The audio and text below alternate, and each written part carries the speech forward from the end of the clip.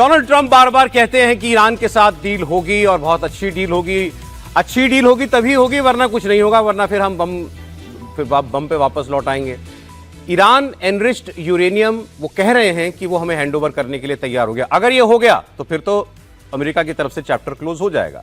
लेकिन ईरान के बयान जो हैं वो भी इसकी पुष्टि नहीं कर रहे। इनफैक्ट ईरान के लोग तो ये कह रहे हैं कि ट्रंप जो कुछ कह रहे हैं झूठ बोल रहे हैं, कि हम वो कह रहे हैं ना हम न्यूक्लियर पे बात करेंगे, ना हम अपने न्यूक्लियर सामान के ऊपर कोई समझौता करेंगे, ना हम ये किसी को देंगे। अब ट्रंप लेकिन उन्होंने जो कल हमने आपको बात बताई थी अब्राहम अकॉर्ड वाली शर्त जोड़ दी है कि सारे जितने गल्फ कंट्रीज हैं, मुस्लिम देश हैं, जिन्होंने अब तक इस स्वीकार नहीं किया इजराइल को, वो सब उसको मान्यता दें और इसको मैंडेटरी भी कह दिया उन्होंने। अब इसे पाकिस्तान कैसे फंस गया इसकी बात हम आगे करेंगे, लेकिन डील के बीच तनाव कम नहीं है, सीज फायर लागू है, लेकिन दोनों तरफ से उंगलियां ट्रिगर पर हैं।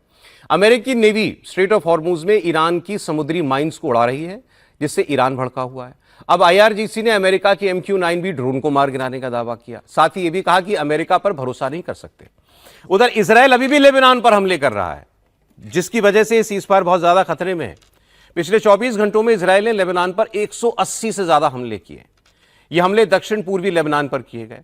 लेबनान की हेल्थ मिनिस्ट्री ने बताया कि इस हमले में 31 लोगों की मौत हो गई। नेतन्याहू ने हिजबुल्लाह के ठिकानों पर हमले का दावा किया और इस सब हमलों के बीच पीस डील कैसे होगी, बात कैसे बनेगी, यह अभी भी सवाल है। अब मैंने आपसे कहा था कि एक पुख्ता इशारा मिला कि कुछ बात आगे बढ़ी है, वो कैसे। मैं आपको अमेरिका के विदेश मंत्री मार्को रूबियो जो अभी भारत में ही थे, अब इन्होंने जहाज में अपने कुछ मीडिया से बात करते हुए एक बहुत अच्छी बात की, पॉजिटिव संकेत दिया। पहले तो वहीं से शुरू किया जो इनके राष्ट्रपति कहते हैं अच्छी डील होगी तो ही डील होगी, वरना डील नहीं होगी। चलें ठीक है। फिर इन्होंने ये कहा कि हम बहुत करीब पहुंच गए हैं, अब ड्राफ्ट पर बात हो रही है। ड्राफ्ट के कॉमा, फुल स्टॉप, सेंटेंस, इन सब पर जो है लोगों के ऑब्जेक्शंस और दावे, ये सब वो सब उस सब में हम लगे हुए हैं। अगर बात वहां तक पहुंच गई है तो फिर तो समझौता हो चुका। अगर केवल वर्डिंग, समझौते के शब्द, केवल वो मुद्दा रह गया है तो मतलब आप बाकी बात कर चुके हो। इनकी बातों से तो ऐसा ही लगता है, आप सुन लीजिए।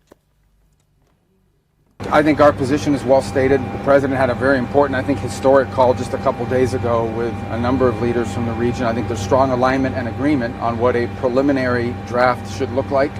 I think that, like anything with something like this, it's going to take a couple days to settle on, even down to the disagreements over a word, sentence.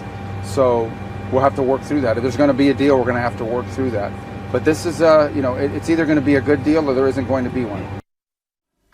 Sir, ये अगर वर्डिंग्स पर बात हो रही है, ड्राफ्ट के शब्दों पे बात हो रही है, तो फिर तो मतलब ये तो बिल्कुल आखिरी काम होता है। सर, आप बहुत उम्मीद कर रहे हैं, मैं भी करता हूँ, दुनिया भी कर रही है। लेकिन जब आपने ये कहा ना कि वर्डिंग्स, कॉमा, फुल स्टॉप, मैं बिना रेफरेंस के बात बता रहा हूँ आप, क्योंकि मैं उसका एक तरह से गवाह भी हूँ। जब आगरा में शिखर वार्ता हो रही थी भारत सरकार और पाकिस्तान के बीच में, जनरल परवेज मुशर्रफ वहाँ पर थे और प्रधानमंत्री जी और अडवाणी जी, सुषमा जी, सब लोग, जसवंत सिंह जी, सब लोग मौजूद थे। और ड्राफ्ट्स की कॉपी पर पेन का इस्तेमाल नहीं कर रहे थे, पेंसिल का इस्तेमाल कर रहे थे। अच्छा। और जसवंत सिंह जी जो उनके विदेश मंत्री थे, मैं नाम बोल रहा हूँ, कुरैशी शायद, तो उनके पास ले जाते थे ड्राफ्ट और वो ड्राफ्ट परवेज मुशर्रफ साहब को दिखा देते थे। फिर उसमें से वो एक शब्द, एक कॉमा हटाया, फिर वो इधर दिखाया और वाजपेयी जी और मोटे तौर पर अडवाणी जी को वो दिखाते थे। अडवाणी जी क्लियर कर दे तो वाजपेयी जी को दिखाते। और रात को लगा कि अब हो जाएगा 11:30 बजे। और 11:30 बजे जब आखिरी ड्राफ्ट, जिसपे बहुत सारे पेंसिल मार्क्स थे, पेंसिल से ही किया गया था, क्योंकि फाइनल जब हो तो जसवंत सिंह जी अडवाणी जी के पास लेकर पहुंचे तो अडवाणी जी एक शब्द पर अटक गए। अच्छा, ठीक है, अब उस शब्द का जिक्र मैं अभी नहीं करना चाहता। और बता दीजिए ना, इंटरेस्टिंग बन जाएगा। वो शब्द था टेररिज्म। अच्छा। कि उस पूरे प्रस्ताव में टेररिज्म शब्द को परवेज मुशर्रफ नहीं चाहते थे कि रखा जाए बातचीत के लिए कि भाई अभी टेररिज्म। तो सुषमा जी को कहा अडवाणी जी ने कि आप ये वाजपेयी जी को दिखा दीजिए, वाजपेयी जी से बात कीजिए और बता दीजिए कि भाई अडवाणी जी इस पर सहमत नहीं है, इस पर कॉम्प्रोमाइज़ नहीं कर इस पर कॉम्प्रोमाइज़ नहीं कर सकते। और वो सुषमा जी ने, फिर जसवंत सिंह जी ने वाजपेयी जी को बताया। उन्होंने कहा ठीक है, जो अडवाणी जी कह रहे हैं, मतलब इसमें कोई असहमति वाली बात नहीं है।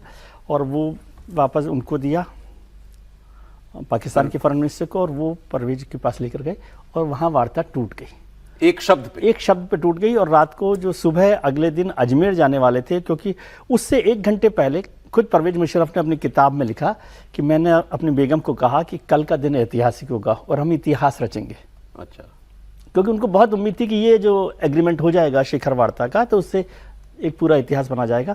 और उसके आधा घंटे बाद परवेज मुशर्रफ ने कहा कि ये नहीं चलेगा, ये गड़बड़ है, इससे नहीं होगा। और फिर परवेज मुशर्रफ ने वाजपेयी जी को मैसेज किया कि मैं निकल रहा हूँ, आपसे मिलने जाना चाहता हूँ।